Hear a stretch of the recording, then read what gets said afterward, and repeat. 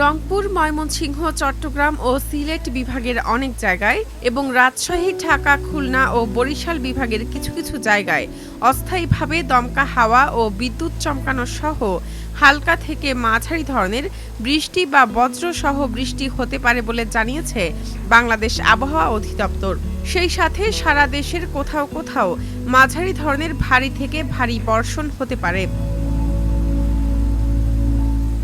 ১৭ জুনের পূর্বাভাসে বলা হয়েছে, রংপুর, ময়মনসিংহ, চট্টগ্রাম ও সিলেট বিভাগের অনেক জায়গায় এবং রাজশাহী, ঢাকা, খুলনা ও বরিশাল বিভাগের কিছু কিছু জায়গায় অস্থায়ীভাবে দমকা হাওয়া ও বিদ্যুৎ চমকানো সহ হালকা থেকে মাঝারি ধরনের বৃষ্টি বা বজ্রসহ বৃষ্টি হতে পারে। সেই সাথে সারা দেশের কোথাও কোথাও মাঝারি ধরনের ভারী থেকে ভারী বর্ষণ হতে পারে।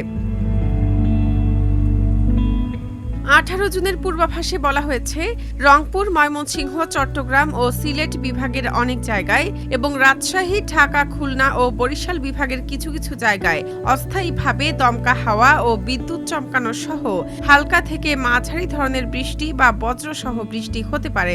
সেই সাথে সারা দেশের কোথাও কোথাও মাঝারি ধরনের ভারী থেকে ভারী বর্ষণ হতে পারে।